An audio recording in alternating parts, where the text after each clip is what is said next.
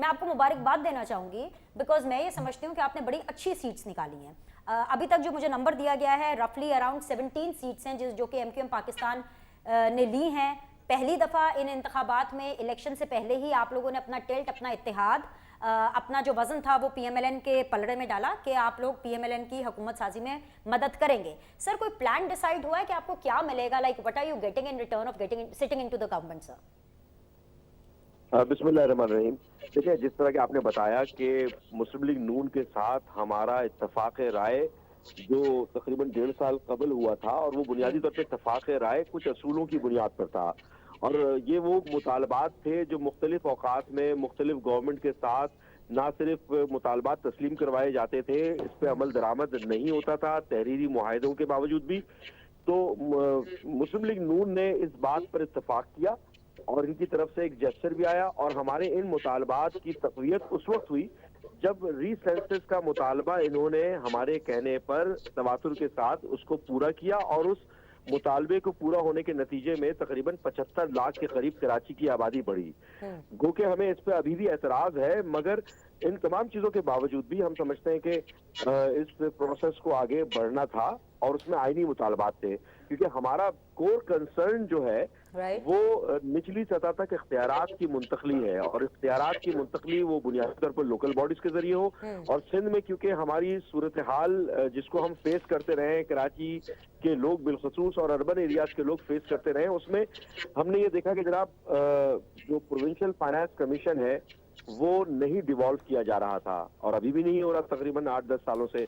ऐसी सूरत हाल में जो केओस अर्बन एरियाज में मच रहा है, जिस तरह टैक्स अर्बन एरियाज की कराची वाले लोग अमूमी तौर पर जो दे रहे हैं, और उसके एवज में उनको जो बेसिक नेसेसिटी फराहम होनी चाहिए वो नहीं हो पा रही। तो प्रोविंशियल फाइनेंस कमीशन को नेशनल फाइनेंस कमीशन के साथ मशरूत करने का भी एक अमल है जो कि आईनी तरामीम के जरिए होगा।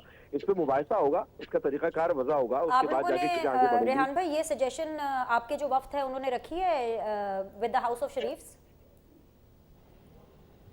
जी, ये तमाम चीजें वो मुतालबात हैं जिसके पर रेहान भाई, एक्चुअली मैं ज़्यादा इंटरेस्टेड हूँ बिकॉज इलेक्शंस के बाद ये हमारा पहला एक शो है। मैं ज़्यादा इसमें रियली इंटरेस्टेड हूँ कि जो आपका जो वफ्द वहाँ पे गया था, उन्होंने बाहर निकल के कहा कि बस हमारी आगे इकट्ठे चल करके बात करने के हवाले से बातचीत हुई है, बेसिकली ब्रेक डाउन नहीं आया। अगर आप हमें ब्रेक डाउन दे सकें या कुछ इंदिया दे सकें कि एमक्यूएम इज एक्सपेक्टिंग दिस। एक तो आपने बात बता दी कि आप एक आईनी तरमीम कराना चाहेंगे, एक कानून साजी कराना चाहेंगे, इसके अलावा और कुछ ऐसी चीज़ है?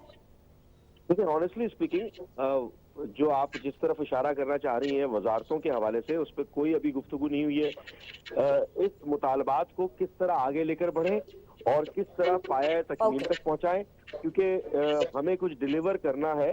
जो भी पॉलिटिकल पार्टीज आएंगी उनको कुछ ना कुछ रिफ्लेक्ट करना है अब जरूरी तौर पर, और उसके लिए तरीकाकार बहुत संजीदगी के साथ, और मुखालफीन को भी जो जो जो स्कैटर्ड किस्म का एनवायरनमेंट पॉलिटिकल हुआ है, जो कियोस मची हुई है, या कुछ एलिमेंट्स की जानिब से डिफेमेशन या अदम एतमाद रियासत की जानिब उठाया जा रहा है, तो हमें ना सिर्फ इकोनॉमिक क्राइसिस को काउंटर करने की भी बात करनी है, ग्लोबल सिनेरियो जिस तरह पाकिस्तान को डिफेम करने का मुनज़्ज़म अंदाज में किया जाता रहा है, उसको डाइल्यूट करने का भी मामला करना है।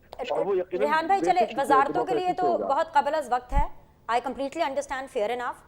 पर सर, आपके वक्त के साथ बात हुई नहीं हुई आई डोंट नो, लेकिन आपके वक्त ने बॉडी लैंग्वेज और ये चीज़ तो गेज कर ली होगी ना कि who is the bigger Sharif in the house of Sharif? Prime minister कौन बन रहा है?